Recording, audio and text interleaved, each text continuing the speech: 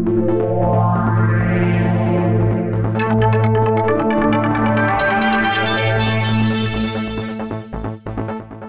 lot of startups die. A lot of startups, not a lot, but a few percentage of this, a lot, get to the IPO. A lot of companies are being acquired, and we all know that some of these acquisitions do not really go well. And so here, we're going to welcome the next panel, where we have three sides of the angle, of the triangle. One is the counsel for the startup to make sure that the acquisition goes smoothly and well. The other side is the representative of the big corporation who is going to tell us how not to screw the deal and how to make sure that the big corporation will acquire your startup. And then obviously an entrepreneur who's been through all these deals before, who ran startups, sold them, and went and took his company IPO. So here I would like to welcome Alex Stolyar, Senior Counsel of Akin Gump. And Alex is representing the startup side. Coutain, who is the Deputy Chief Compliance Officer at Snap, who is representing the company side. And then Alex Shubat, who is the CEO of Espresa, which is a company that facilitates corporations to offer their employees on-site services. He's a serial entrepreneur that took his companies through acquisitions and public, and he's going to grill you guys. So welcome. Thank you. Thank you. Thank you, Anna. I think we have an interesting topic for you today, startup acquisitions. Anna, thanks for the warm introduction. I'd like to welcome my panel, great members. So obviously, just from my own example, being a CEO of a public company, we did 5 acquisitions, and that's what's published, that's what you know about. But obviously, not every acquisition went through, and the result acquisition deal flow is very much like a funnel in sales. You start with a lot of deals, and some of them go through, and some of them get consummated, and you have a real acquisition.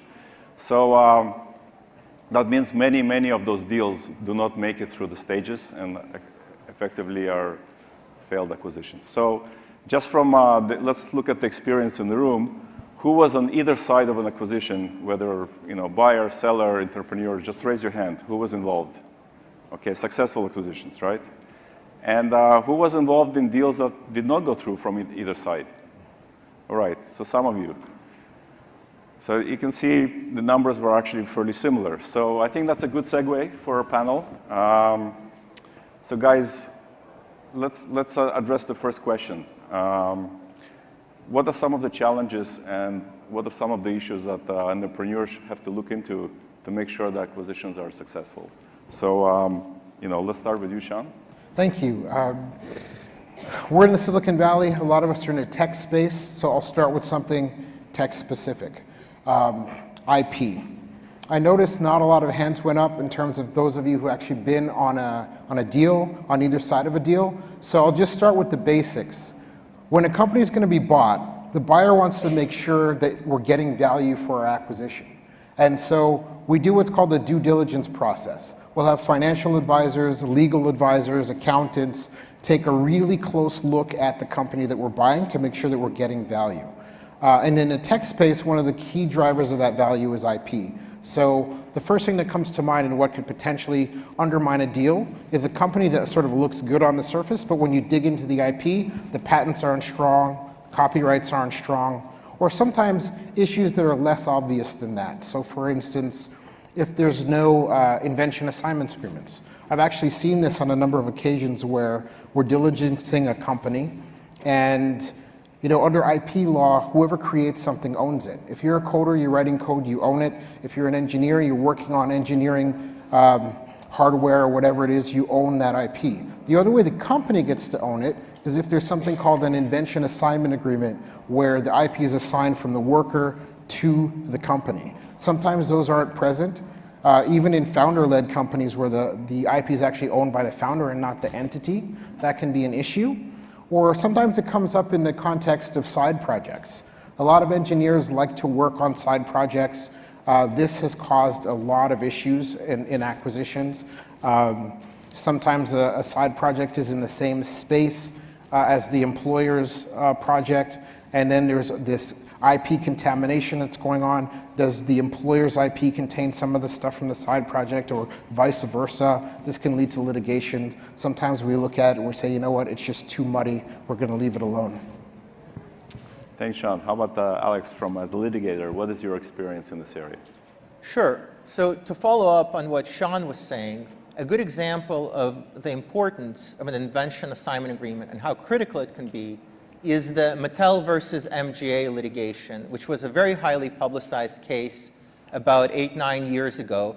And it was basically a dispute between the owners of the two largest doll brands in the world, Barbie versus Bratz. And the problem was that the concept of the Bratz doll was created by a Mattel toy designer as a side project while he was still employed at Mattel. He then went to work at MGA, and MGA turned that concept into a billion-dollar brand. But when Mattel found out, not surprisingly, it sued. And the very core of that lawsuit was the invention assignment agreement at Mattel, which said all inventions created by employees during their employment were assignable to Mattel, right? And then the core issue became, what does it mean at any time? Does it only cover what you create during business hours? Or does it also cover what you create on the side, in your evenings, in your weekend hours? And not surprisingly, Mattel argued that it does cover what's on the side, and it prevailed in the first instance at the trial level. And the court assigned it the entire billion-dollar Bratz brand.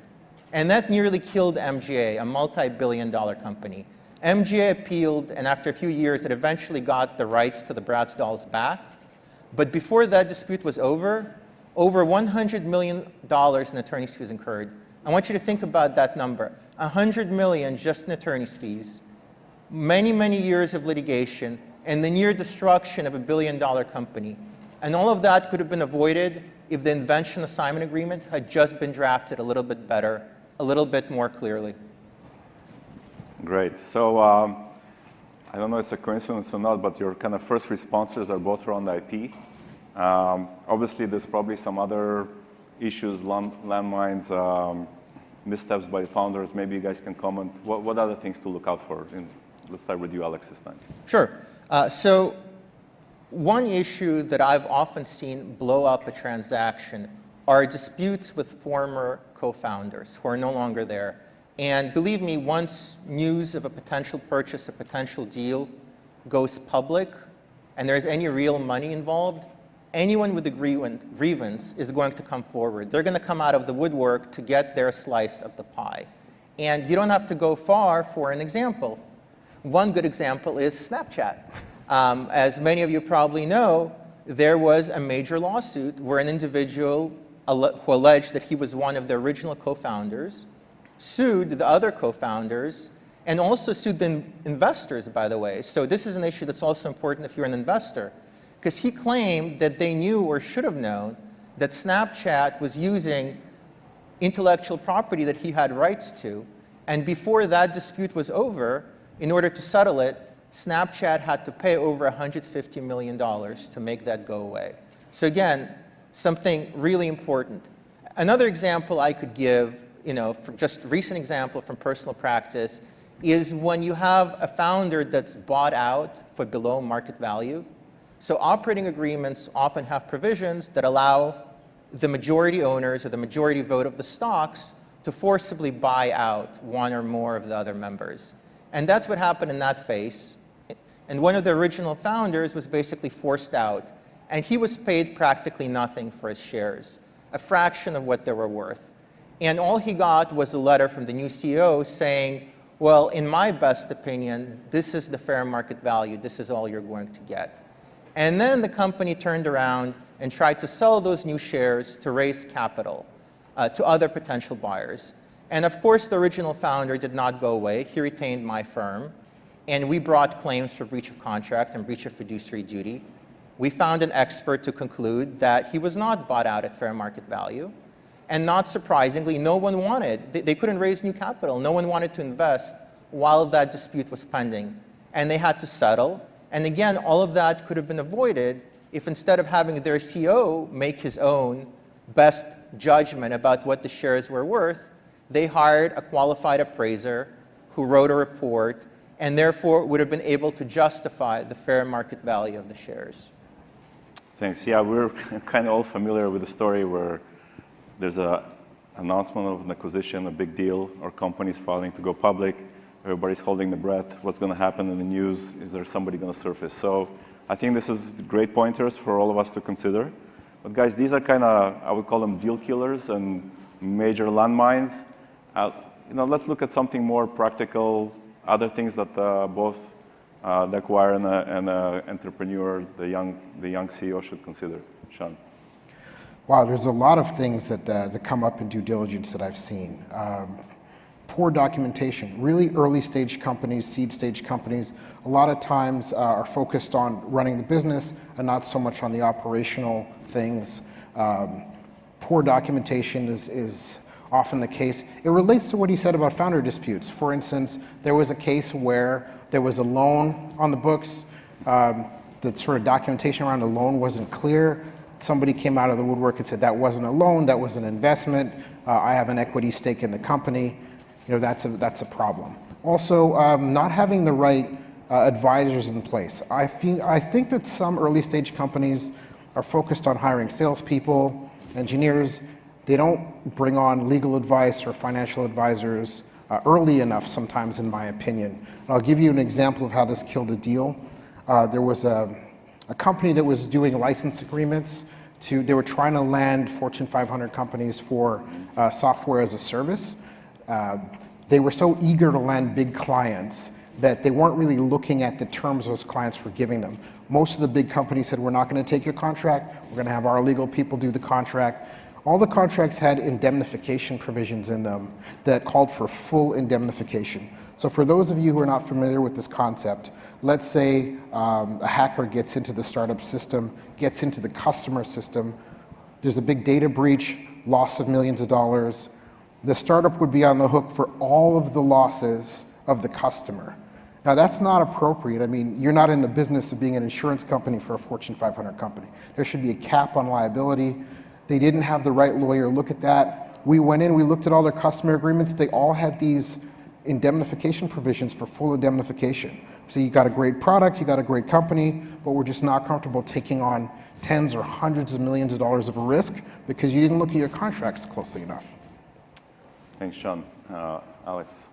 So another example I see often in my practice are conflicts of interest.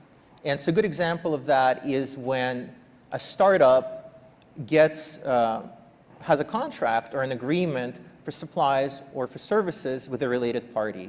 A friend, a close friend, a cousin, a family member. And that happens more often than you think because when you're starting a company, it's easier to do business with someone who you trust as opposed to a complete stranger. The problem is, from a buyer's perspective, that's a red flag. That's a related party transaction. It raises a host of potential regulatory disclosure issues. And moreover, it can potentially result in litigation because if there is a claim that management funneled money out of the company by paying excessive fees to a family member, cousin, a brother-in-law, whomever, there's going to be a lawsuit. And let me tell you, you see a lot of that. You see a lot of those, call them schemes, particularly with businesses that come out of other parts in the world that don't have as much regulatory oversight as Western Europe or United States does. And that can be a major, major problem. So you have to keep an eye out for that. Great, thanks. Alex, would that be from your Odessa experience? Or? Well, I can certainly tell you some stories outside about some interesting Ukrainian deals and Russian deals I've worked on where you had those sorts of schemes in place and it caused major, major problems. And just to reiterate what Sean said is that if we have young entrepreneurs and first-time CEOs, you are probably product expert, you're probably market expert, you're probably great technologist, but probably you're not are great lawyers. And getting the advice and helping you somebody work on the contract, one of your early contracts, is extremely important. And don't be afraid to listen to the lawyers because they've been on both sides. If they're going to tell you this is reasonable to change, it's not a conclusion that the deal is going to die. So definitely take their advice. And Silicon Valley Open Doors is an international conference. So with that in mind, I'm sure there's going to be companies in the US, companies outside of the US. There's going to be M&A deals, acquisitions, one way or the other. So why don't we look at the international slant and discuss what are the issues related to international transactions? Sean. There are a lot of interesting issues that might not come to mind at first. We've seen certain issues come up in jurisdictions that have reputations for corruption, for instance. If you look at, I don't know how many of you are familiar with the Foreign Corrupt Practices Act, but there are certain countries where if you need a license to do business, if you need to get your product through customs, if you need any kind of interaction with the government, you're not going to get that unless you're paying bribes to the government officials to help you get your business done. You'd be surprised at how many foreign companies we look at buying, and when we dive deep into the financials, we see strange payments, we see strange cash withdrawals. It turns out that these are for corrupt payments. That's often a deal killer, because we don't want successor liability if we're buying a company or buying those problems. So that's something we look at. Another surprising area that came up recently was related to trade controls. Some messaging apps have end-to-end encryption. Mm-hmm. That's actually restricted technology by the US government. So under sanctions and trade regimes, there are certain countries where you can't let people have access to your source code if it has encryption technology in it. Iran is one country that comes to mind. There was an issue with engineers at a target company who were Iranian. There's a lot of weird little things that come up in international deals you might not think about. So definitely international is challenging. Alex, do you have anything to add on the international side? Yeah, so I've dealt a lot with the Foreign Corrupt Practices Act. So to follow up on what Sean was saying, it's not just a question of a bribe. It can be a non-monetary benefit. And often, if you help, for example, a politically connected person or even a member of his family get his child into a very exclusive school, you wouldn't necessarily think of that as violating a law, but it could potentially. And so you have to be very careful in those types of situations. And moreover, you have to keep in mind if there is an FCPA, a Foreign Corrupt Practices Act violation, it's not just a potential problem with the future buyer. You may be facing a lawsuit by your own investors or your shareholders for breach of your fiduciary duty of care for allowing that to happen. So that's really another aspect of the issue you have to think about going forward. Yeah. So as we met for this panel and we were discussing our topics and the Foreign Corrupt story came up, we all have a lot of amazing stories, and we said we're going to have special drink just to go over these stories. And it's really incredible what in one of those countries somebody with $20 can do, to bribe a clerk, and your whole case disappears, and you have the best American lawyers in the world, and there's no case. So anyways, we have a lot of interesting stories. Maybe we'll write a book about it one day. Coming to closure of our panel, any kind of last parting remarks about acquisitions, issues, advice? Sean? Sure. So if you take anything away from this, what I'd like to say is what I've seen in terms of acquisitions are a lot of early stage companies bring on their functional experts too late, or they have functional experts that don't have enough experience. I'm talking about accountants, financial experts, lawyers. Try to deal with those people as early as you can.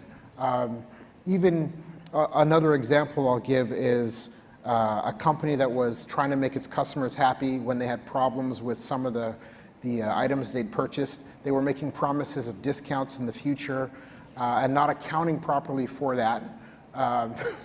That's a very basic mistake, revenue accounting mistake that could have been avoided if they had somebody that was training the salespeople on side agreements on things like revenue recognition. So you don't know what you don't know. If you're a technologist, if you're an expert in your field, make sure that you're asking the right people for the right advice in terms of lawyers, accountants, and having a good, solid finance team. Alex? So one parting thought I'd like to leave everyone with is the concept of dispute resolution provisions. And those are the contractual clauses you put in your agreement that will create the process for how and where any future dispute you may have will be resolved. And those can be critical because, for example, if you do have a dispute, do you want to go to court or do you want it kept confidential? And so then maybe you go to mediation or private arbitration. And what country's laws do you want to apply to govern that dispute? And moreover, where do you want the resolution of that dispute to take place? Do you want it to take place in your country of origin, where your company is based? Do you want it to take place in the venue where the buyer is based? Or some other third neutral location? These are all issues that can literally determine whether you win or you lose your case in the future. And yet, people often pay them very little thought because when everything is going well, you don't want to think about what could potentially sabotage the deal or what can kill the deal later on. Or even if people do think about it, often they just put in boilerplate provisions from some other contract and not give it much thought. And then if there is a dispute, it becomes a major, major problem. And we as litigators, we see it all the time. And it's way, way easier to fix it up front. It can take a few hours. It could save you years of litigation down the line. All right, well, I appreciate your concluding remarks. I'd like to thank our panelists, Alex Stolyar from Akin Gump and Coutain from Snap. Thank you very much. Thank you, guys.